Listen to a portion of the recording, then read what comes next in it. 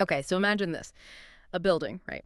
Smack bang in the middle of a busy city. It looks totally normal from the outside. But what if it's hiding something? Something really, really strange, maybe even terrifying. Secrets that just don't make sense. And what if the rules, the kind of quirky rules of the place, aren't just quirks? What if they're actually warnings, trying to keep you safe from something, well, inexplicable? Welcome to the Duck Dive. Today, we're jumping right into this really fascinating, quite enigmatic short story. It's called The 13th Floor Enigma. And believe me, this story pulls you into a world where reality feels bendy, where time itself might be a trap, and just being curious could lead you somewhere awful, somewhere you maybe can't get back from. So our mission, yours and ours, is to unpack this thing. It's pretty chilling. We'll peel back the layers, look at the mystery, and see what happens when someone dares to break the rules, the very specific rules of this apartment building that really doesn't want its secrets out. Get ready, because this one, yeah, this one might just get under your skin. All right, let's dive in. We start in Mumbai. There's this old building, Arjun Heights, right in the city center.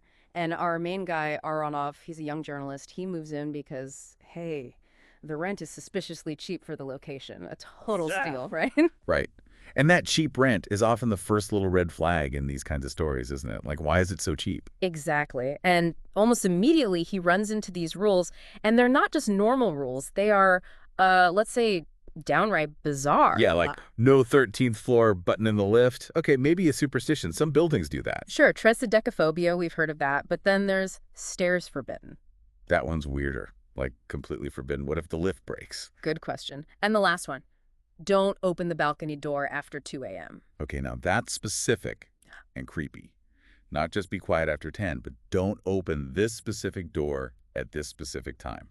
So Arav's first reaction, he kind of scoffs, thinks they're childish, just typical old building weirdness, maybe trying to keep tenants in line. And that's clever, isn't it? The story makes the rules seem almost trivial at first. They're not like grand pronouncements of doom. They're small, odd restrictions. It sort of disarms you, the reader, and Aarav. You think, oh, that's just quirky. But really, it's the beginning of the creep of the absurd into his everyday life. That's a great way to put it, the creep of the absurd. It's not like a ghost jumps out immediately. It's the slow build of wrongness. So Aarav brushes them off. But then, his first night. Ah, yes, the first night. Things start happening pretty quickly. He's out on his balcony just looking out at the city, and suddenly he feels a touch on his shoulder. Whoa, okay. He spins around, nothing, nobody there, just the night air. Okay, that is unsettling. Instantly. That's not just a creaky floorboard, that's active. Something's there. Yeah, it immediately makes you and him question what's real. Is it just his imagination, nerves, or something else? It suggests the building isn't just a passive setting, it's involved, maybe even aware of him, and then right after that? Then he looks across the street, and he sees her. This girl standing perfectly still. She's wearing a white sari, long black hair, covering her face mostly. Just standing there, motionless. Chilling, just absolutely chilling. White sari, long dark hair, very classic ghost story imagery, but the stillness is what gets you. Right. So Aarav, being a journalist, his instinct kicks in. He thinks, I gotta get a picture of this. He raises his camera, clicks the shutter, and bam, the power goes out. Total blackout in his flat, maybe the whole block, just as he tries to capture her. Wow. Okay, so the touch, the figure, the power cut, these aren't subtle hints anymore, are they? Yeah. What do these early signs really tell us about the building? Well, it feels like the building itself, or whatever force is in it, is actively pushing back, doesn't it? Absolutely. It's not just haunted, it seems almost possessive. It's reacting to him, trying to document things, trying to uncover its secrets. It's like it's saying, no, you don't get to look too close. It moves beyond just feeling uneasy, right? It's starting to feel like intimidation. Definitely. The stakes just went way up. So the next morning, obviously, Arav's mind is racing. He goes down and finds the building guard, and he asks him straight up, hey, what's the deal with the 13th floor? Why isn't there a button? You'd expect maybe a shrug or the superstition excuse again. Nope. The guard gets this look. Real fear. He lowers his voice and tells Aarav, 5 years ago, another journalist was living here. Oh, here we go. And this journalist, he got curious about the 13th floor, too. Started asking questions, trying to report on it. Let me guess. He disappeared. Vanished without a trace. Never seen again. Okay, that is significantly more direct than weird rules. So the guard knows something bad happens. He knows enough to be terrified, but then comes the part that just chills you to the bone. Aarav asks, what was the name? The journalist. Uh-oh. And the guard, kind of hesitant, says, Yeah. his name. It was Aarav. No. Just like you. Only he had a slightly bigger mustache. Wow. Okay, that changes everything. It's not just a coincidence, is it? What does that do to the story at this point? It crashes down on you, doesn't it? This sense of inevitability. Like, our Aarav isn't just some random guy who stumbled into this. Yeah, it's like predestination almost. It blurs his identity. Is he just repeating a cycle? Is he doomed to follow the same path as the other Aarav? It makes the building feel less like a haunted house and more like a machine designed to trap certain people, or maybe just people named Aarav who are journalists. It suggests the building doesn't just have ghosts. It has a narrative, a script. Mm. And Aarav just got cast in a role he didn't audition for. The previous Aarav story isn't just history. It's foreshadowing. So, faced with that revelation, what does Aarav do? He's a journalist, he's maybe a bit reckless, and now he's probably freaked out but also driven. He has to know now, right? It's personal. Exactly. So he decides to break one of the cardinal rules. He's going to take the The stairs. forbidden stairs. Oh, boy. He starts climbing, past his own floor, keeps going. He passes the 12th floor, then the 14th floor. No 13th in between, Mm. just like the lift button suggested. But he doesn't stop. He goes back down between 12 and 14 and starts tapping on the walls, listening. Looking for something that shouldn't be there. And sure enough, on the landing, one section of the wall, it sounds different. Hollow. Ah. There it is. Okay, let's unpack this moment. Finding that hollow wall, deciding to break through. Hey, this is huge, isn't it?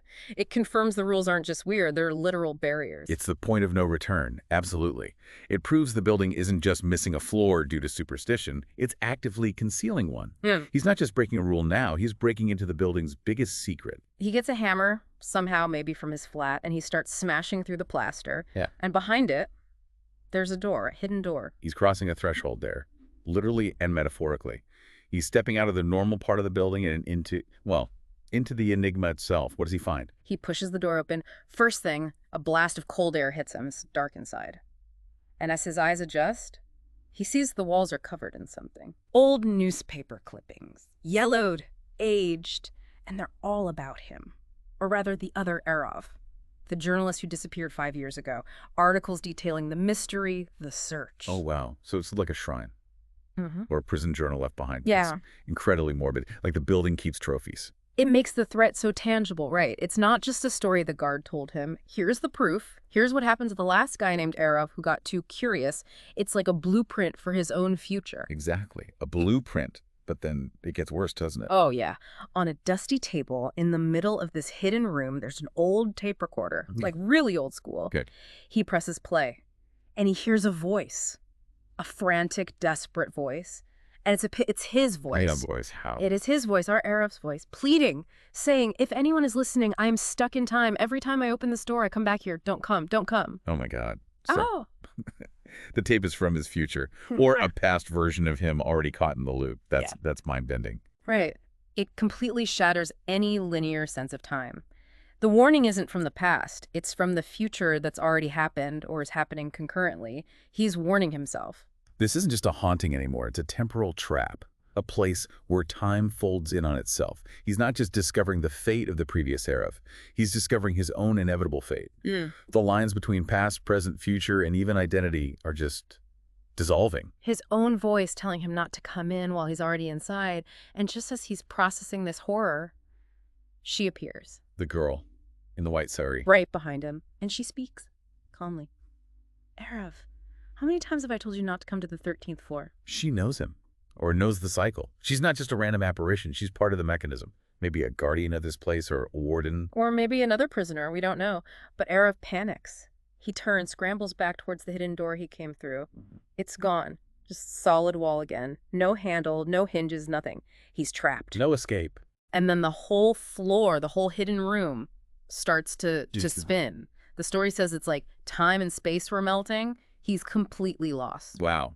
That climax. Yeah. It just pulls the rug out completely. The physical space warps. The door vanishes. He's not just in a hidden room anymore. He's in a different dimension, maybe. Yeah. One governed by the building's twisted rules. The girl's comment confirms this isn't the first time he's done this. It's a loop. It's terrifying. And that leads us straight into the final scene. The ending is just Chef's kiss of creepiness. It sticks with you, yeah. It's the next morning. Downstairs, the same guard is there, and he's greeting a new tenant moving into Arjun Heights. Oh no, not again. And the new tenant, making small talk, asks the inevitable question, hey, quick question, why isn't there a 13th floor button in the lift? The same question Aarav asked. The cycle is literally starting over. And the guard, he just gives this little dismissive laugh, shakes his head, says something like, don't worry about that. You know, the journalist fellow who was asking about that last night, he just disappeared.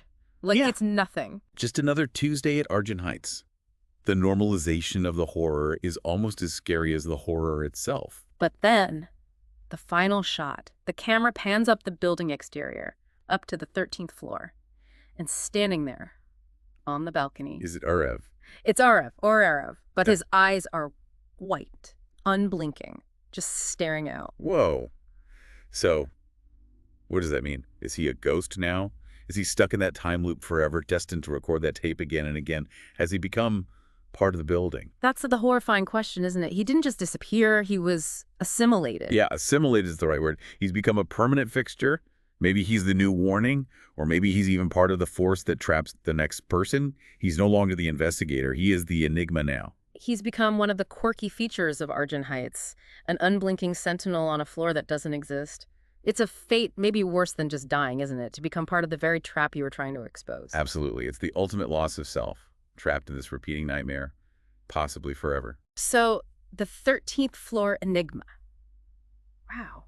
It takes a simple idea, right? A weird apartment building.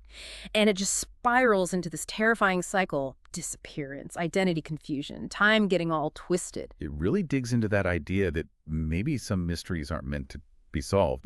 Maybe trying to solve them just integrates you into them, makes you part of the problem. It leaves you thinking, doesn't it?